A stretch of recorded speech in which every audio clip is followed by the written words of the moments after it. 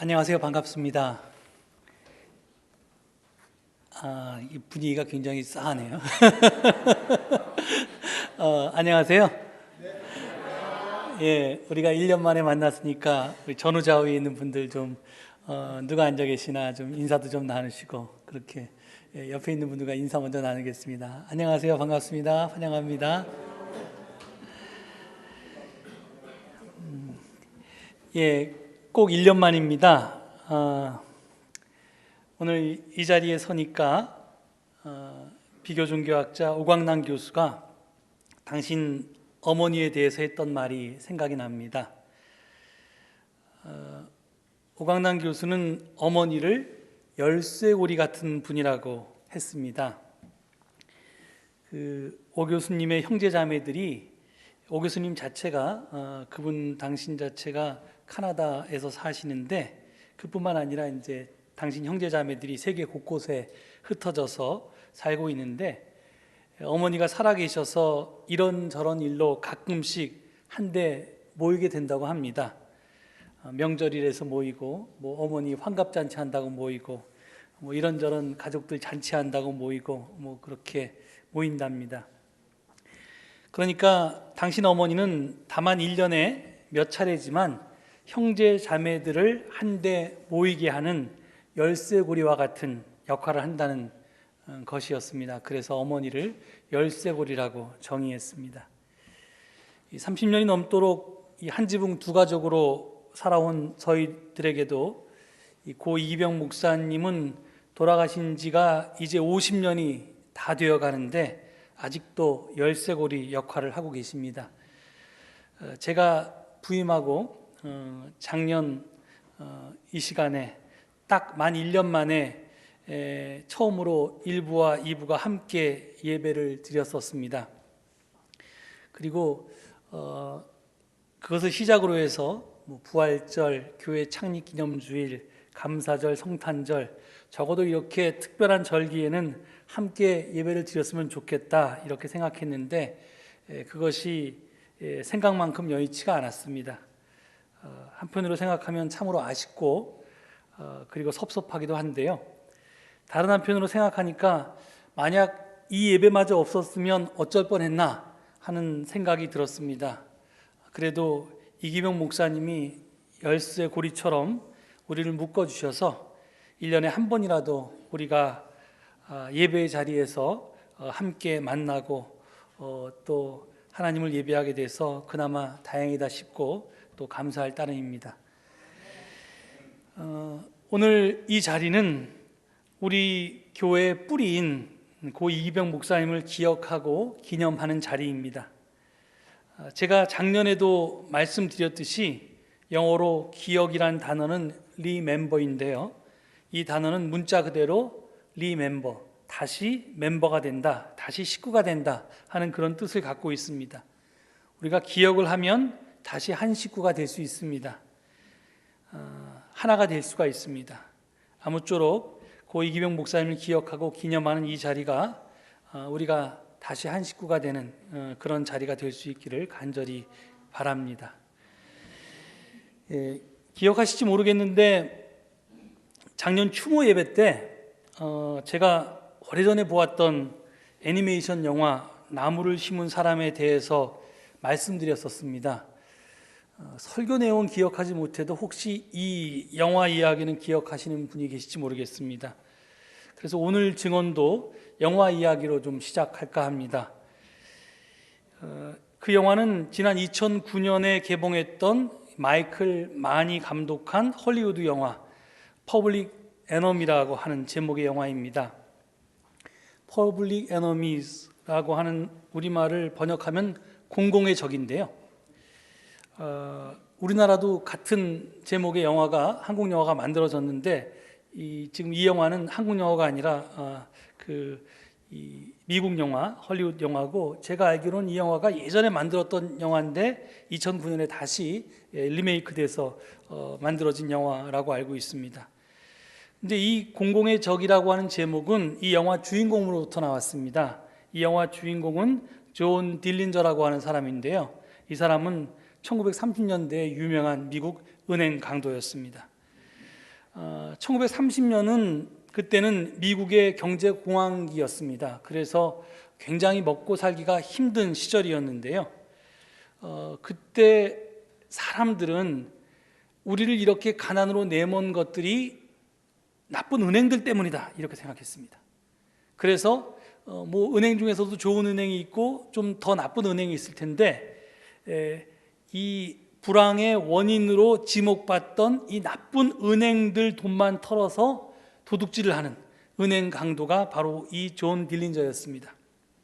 그리고 뭐 가끔 홍길동처럼 또는 로빈후드처럼 훔친 돈을 그렇게 사람들에게 나눠주기도 했습니다. 그러니까 민중들은 이 존 딜린저를 영웅으로 추앙했습니다.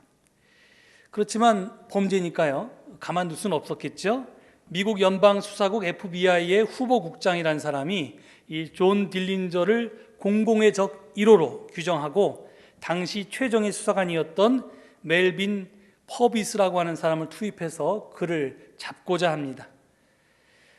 동료 갱들이 차례로 죽임을 당하고 본인도 쫓겨다니면서도 이 딜린저는 시카고에 설치된 수사본부 안으로 유유히 들어가서 살펴보는 그런 두둑한 배짱을 지닌 사람이었습니다.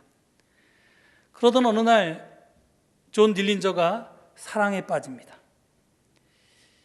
상대는 극장에서 손님들의 외투를 보관했다가 내주는 일을 하는 빌리 프레시라고 하는 여성이었습니다.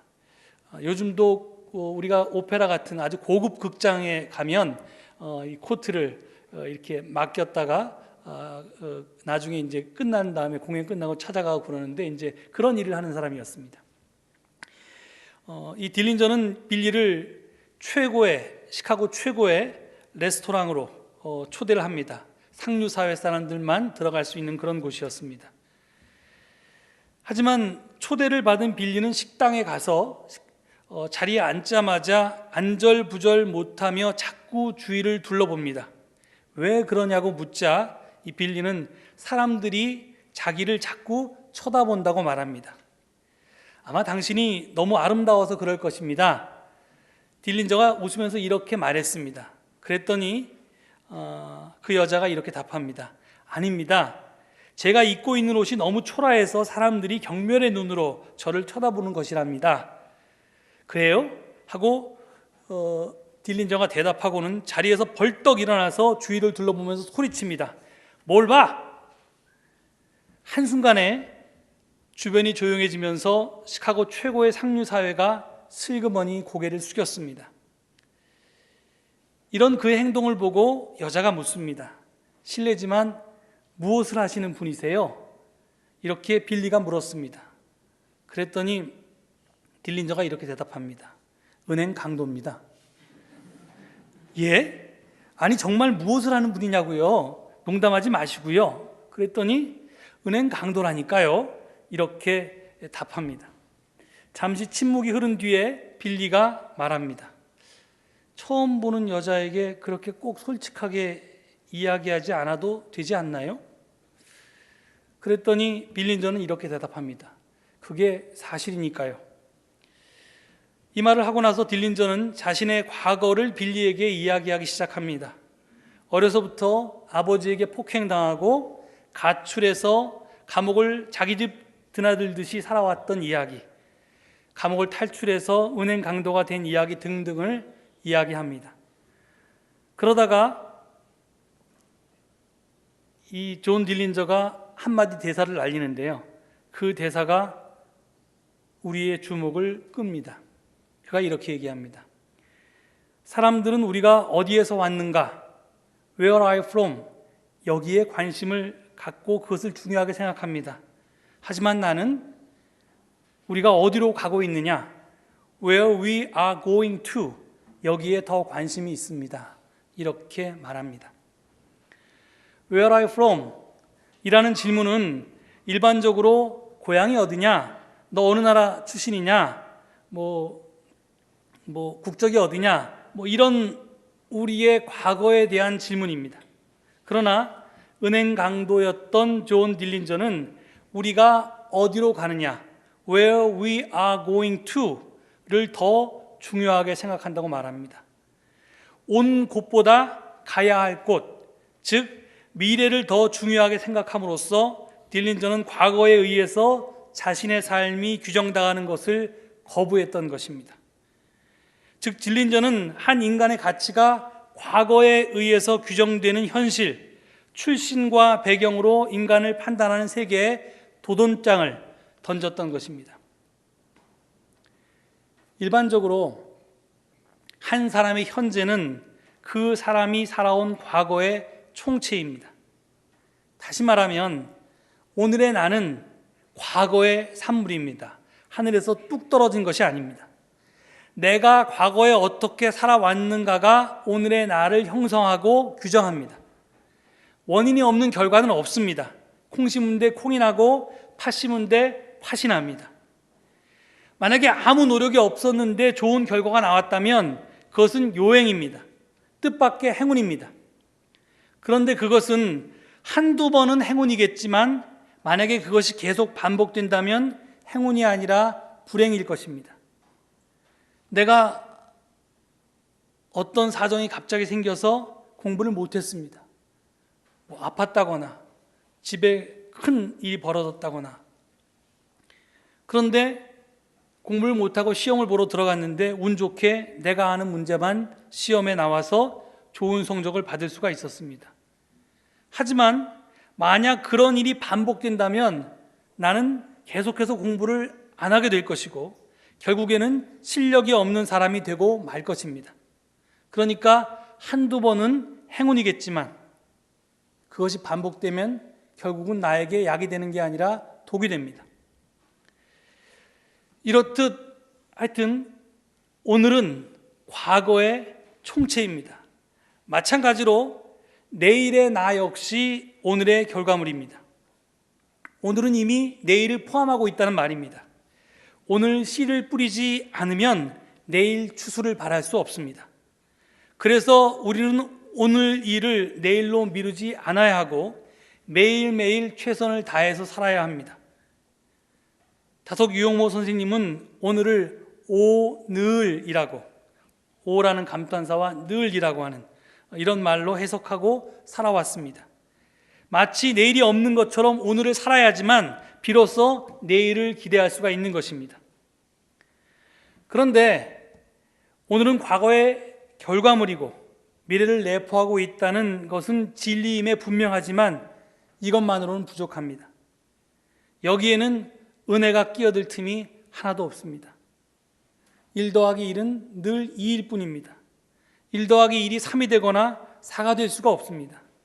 그래서 개천에서 용이 날 수가 없습니다. 이런 이유로 사람들은 Where are you from을 묻는 것입니다. 고향이 어딘지, 어느 집안 출신인지, 어느 학교를 졸업했는지가 지금의 그 사람을 규정합니다. 그래서 요즘 사람들은 수저론을 들먹이는데요. 나는 수저가 없는 무수저다 또는 흙수저다 이런 출신임을 한탄합니다. 왜냐하면 내 출신 배경이 오늘의 나를 규정하기 때문입니다. 그런데 이런 사회는 건강한 사회가 아닙니다. 오늘은 과거의 산물이고 미래를 담고 있다는 말은 분명 진리지만 이 진리만이 작동하는 사회는 열린 사회가 아니라 닫힌 사회입니다. 닫힌 사회는 이상적인 사회가 될 수가 없습니다. 그래서 우리 기독교는 이 진리를 넘어선 더 큰 진리를 주장합니다. 즉 Where are you from? 어디서 왔느냐 뿐만이 아니라 Where we are going to? 어디로 가느냐가 중요하다고 봅니다. 아니 그냥 중요한 게 아니라 더 중요하다고 봅니다. 이것이 기독교입니다. 즉 타고난 숟가락에 따라서 내 운명이 결정된다는 것을 거부하는 것이 우리 기독교입니다. 과거로부터가 아니라 미래로부터 지금의 나를 보고자 하는 것이 기독교 신앙입니다. 다시 말해서 온 곳이 아니라 가야 할 곳에 사로잡혀 있는 사람들이 우리 기독교인들입니다. 내 과거는, 내 가치는 과거 또는 그 과거의 총체인 현재의 상태에 있는 것이 아니라 내가 가야 할 곳, 즉 미래에 의해서 규정되어야 한다고 믿는 사람들이 우리 기독교인들이란 말입니다. 오늘의 본문 말씀이 바로 이것을 증거하고 있습니다. 사무엘상 16장은 사무엘이 하나님의 명을 받고 사울왕 대신에 새로 세울 왕을 찾아 나선 장면을 우리에게 보고하고 있습니다. 사무엘은 하나님의 말씀에 따라서 베들레헴으로 가서 이새와 그 아들들을 제사에 초대했습니다. 그리고 제사에 참석한 이새의 아들들을 눈여겨봅니다. 누가 왕의 제목인가 하고 말입니다. 6절을 보면 이렇게 증언합니다. 그들이 왔을 때 사무엘은 엘리압을 보고 속으로 주님께서 기름 부어 세우시려는 사람이 정말 주님 앞에 나와 섰구나 하고 생각하였다라고 말입니다. 그런데 이에 대한 하나님의 대답은 달랐습니다. 7절을 보면 하나님께서 사무엘에게 이렇게 이르십니다. 너는 그의 준수한 겉모습과 큰 키만을 보아서는 안 된다. 그는 내가 세운 사람이 아니다. 나는 사람이 판단하는 것처럼 그렇게 판단하지는 않는다. 사람은 겉모습만 따라 판단하지만 주는 중심을 본다. 그렇습니다. 사무엘은 겉모습을 보았습니다. 준수한 겉모습과 큰 키만 보았습니다. 그런데 하나님은 겉모습이 아니라 중심을 보신다고 하십니다. 중심을 본다는 것이 무슨 뜻일까요? 품성을 본다, 인간 됨됨이를 본다, 그의 믿음을 본다 등등 여러 가지로 해석이 가능할 것입니다. 하지만 아무리 될성 부른 나무는 떡잎부터 알아본다고 하더라도 어린 다윗이 남달라야 얼마나 달랐겠습니까? 그래서 저는 중심을 본다는 이 말을 미래를 본다는 말로 이해합니다. 사무엘은 사람의 현재를 보고 그를 판단했습니다. 그를 평가했습니다. 하지만 하나님은 그 사람의 미래로부터, 현재가 아니라 미래로부터 그를 평가했습니다. 현재가 아니라 미래, 현실성이 아니라 가능성을 보았다는 것입니다. 즉 다윗의 리얼리티가 아니라 다윗의 파서빌리티로서 다윗을 평가했다는 것입니다. 이것이 기독교의 인간관입니다. 하나님이 우리가 의인이어서 우리를 당신 자녀로 택하셨습니까? 아닙니다. 결코 그렇지 않습니다. 고린도전서 1장 26절 이하에서 사도 바울은 이렇게 증언합니다.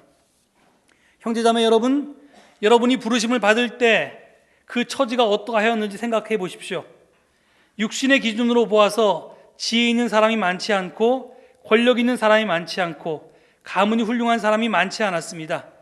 그런데 하나님께서는 지혜 있는 자들을 부끄럽게 하시려고 세상의 어리석은 것들을 택하셨으며 강한 것들을 부끄럽게 하시려고 세상의 약한 것들을 택하셨습니다. 하나님께서는 세상에서 비천한 것들과 멸시받는 것들을 택하셨으니 곧 잘났다고 하는 것들을 없애시려고 아무것도 아닌 것들을 택하셨습니다. 이리하여 아무도 하나님 앞에서는 자랑하지 못하게 하려는 것입니다. 그렇습니다. 이것이 바로 은혜입니다.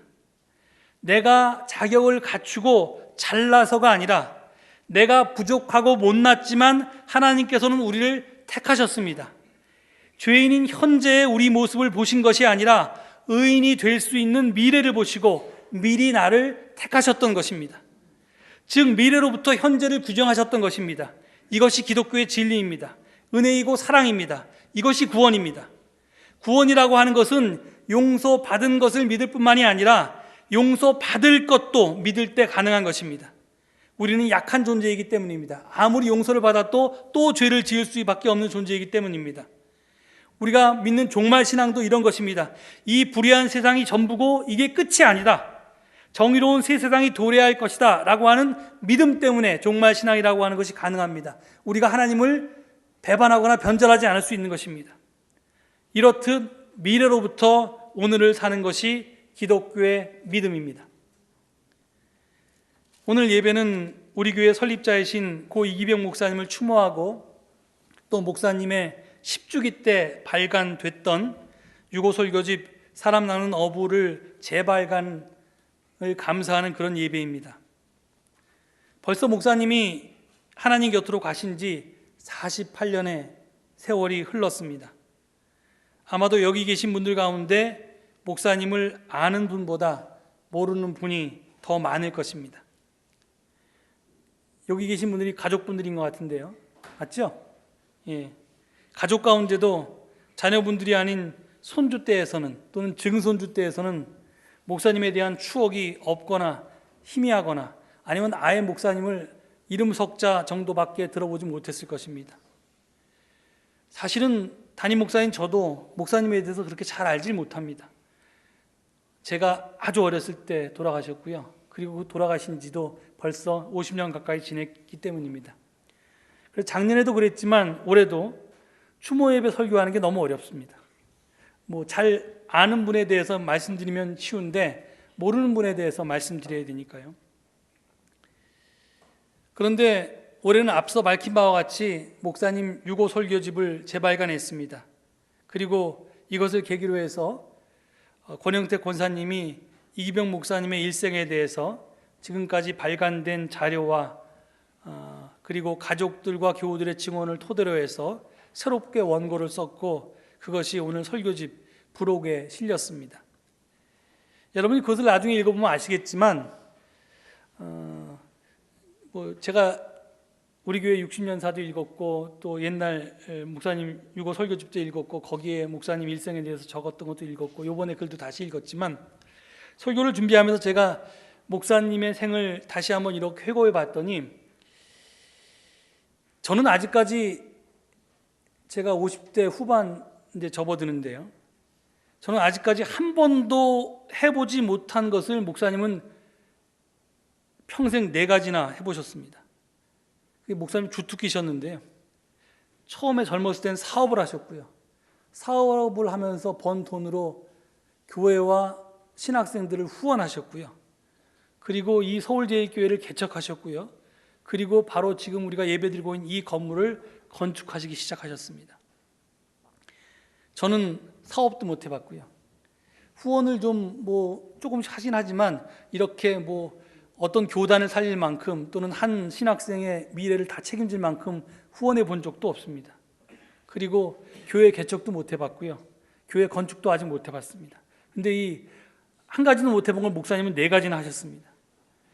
그런데 저는 제가 못 해본 이것들의 공통점이 제 눈에 띄었습니다. 이것들의 공통점이 뭐냐면요. 제가 지금까지 말씀드린 미래로부터 현재를 보는 안목이었습니다. 사업이라고 하는 것은 아무렇게나 하는 게 아닙니다. 아무나 할 수 있는 것도 아니고요. 시장을 개척하는 능력이 있어야지 사업을 하겠죠. 근데 그 시장은 이미 있는 것을 그냥 누리는 것이 아니라 없는 것을 새로 만들어야 하는 것입니다. 미래를 보고 현재 투자해야지 사업이라는 게 가능합니다.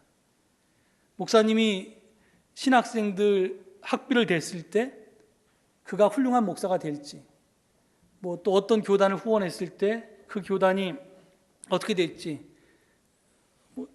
지금 그 교단이 훌륭해서 그 신학생이 훌륭해서 후원한 경우도 있었겠지만 그것보다는 사실은 그 교단이 자라서 또는 그 신학생이 자라서 얼마나 커다란 하나님의 일꾼이 될까 하는 미래를 내다보고 그들에게 후원을 하셨습니다.